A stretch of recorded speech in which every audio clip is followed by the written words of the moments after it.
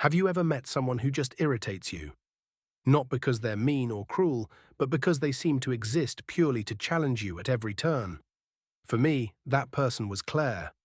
From the moment she joined the company, it felt like she was there to undo everything I'd worked so hard to achieve. I'd been in the department for 3 years, climbing the ranks, earning respect. Then she walked in, confident, sharp, and with a knack for making everything look effortless. The first time we clashed was during a brainstorming session. I had pitched an idea I'd been working on for weeks, a new strategy to improve client engagement. The room was quiet as I explained it, and I could see nods of approval from my colleagues. But then Claire spoke up. "It's a good start," she said, her tone measured but firm. "But wouldn't it make more sense to focus on retention first? Engagement is important, but if we're losing clients faster than we're gaining them, we'll just be spinning our wheels." Her words hung in the air. She wasn't wrong, and that made it worse. My idea wasn't flawed, but she'd managed to shift the focus and steal the momentum. I forced a smile and nodded, but inside I was furious. From that day on, it was war, at least in my mind.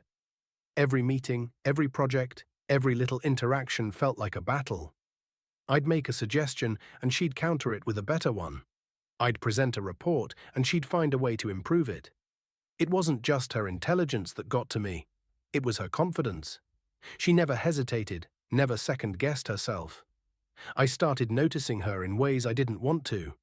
The way she'd tap her pen against the table when she was deep in thought. The way her eyes lit up when she explained an idea she was passionate about. And the way she always seemed so composed, even under pressure. But noticing didn't mean liking. If anything, it made me resent her more. I'd stay late at the office, determined to outdo her. I'd pore over data, double-check my work, and push myself harder than ever before. And yet, no matter how much effort I put in, she always seemed one step ahead. It wasn't just at work either. Claire had this way of commanding attention wherever she went. At office parties, people gravitated toward her. Even outside of work, I'd hear colleagues mentioning her in conversations. How talented she was, how driven. It was infuriating. But the thing about rivalry is that it's exhausting. You spend so much energy trying to outshine someone else that you forget why you're even competing in the first place. And for me, that moment of clarity came when we were assigned to work on the same project. When our boss announced that Claire and I would be working together, I almost laughed out loud. It felt like some kind of cruel joke.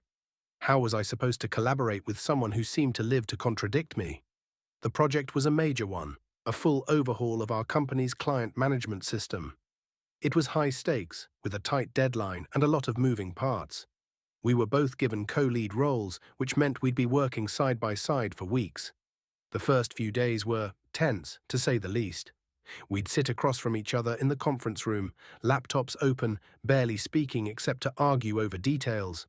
"I think we should prioritize the user interface design first," I said during one meeting, "and I think we should focus on functionality," she shot back without missing a beat. It was like this constant tug of war. Neither of us wanted to back down, and it felt like we were getting nowhere. But then something shifted. One night we were both working late in the office. The building was quiet, the hum of the fluorescent lights the only sound. I was buried in spreadsheets, trying to make sense of the data, when Claire walked over to my desk. "Need a hand?" she asked. I looked up, surprised. She wasn't smirking or challenging me. She genuinely seemed willing to help. Reluctantly, I nodded. We spent the next few hours going through the data together, and for the first time I saw a different side of her. She was meticulous, sure, but also thoughtful. She'd pause to ask my opinion, genuinely considering my input. And when we finally cracked the issue we'd been stuck on, she smiled, not a smug, victorious smile, but a genuine one. "Nice work," she said, and I realized she meant it. That night marked the beginning of a shift. We started working more collaboratively, finding a rhythm that balanced our strengths. She'd catch details I missed, and I'd bring creative solutions to problems she hadn't considered. And in the quiet moments between work, we started talking. Really talking. She told me about her childhood, how she'd grown up in a small town and worked her way through college. She talked about her love for painting, something I never would have guessed about her. The more I got to know her, the more I realized how wrong I'd been. Claire wasn't trying to compete with me, she was just passionate about her work. And that passion, which I'd once found so infuriating, was now inspiring. The project was a success, of course, but by the time it was over, something had changed between us and within me. One evening after we'd wrapped up the final presentation, the team went out to celebrate. Claire and I ended up sitting next to each other at the bar, and for the first time, it didn't feel awkward. "I have to admit," I said, raising my glass, "you're not as insufferable as I thought." She laughed, a real laugh that made her eyes crinkle at the corners. "And you're not as impossible as I thought." We sat there talking for hours, long after most of the team had left. I found myself drawn to her in a way I couldn't explain. The walls I'd built between us had crumbled, and in their place was something unexpected. The turning point came a few weeks later. We were walking out of the office together after another late night, and as we reached the parking lot, I hesitated. "Claire," I said, my voice steady but nervous, "would you like to grab dinner sometime? Just us?" She raised an eyebrow, clearly amused. "Are you asking me out?" "Maybe," I replied, trying to sound casual. She smiled, really smiled, and said, "I'd like that." That dinner turned into another and another. Slowly but surely, what had started as rivalry turned into something deeper.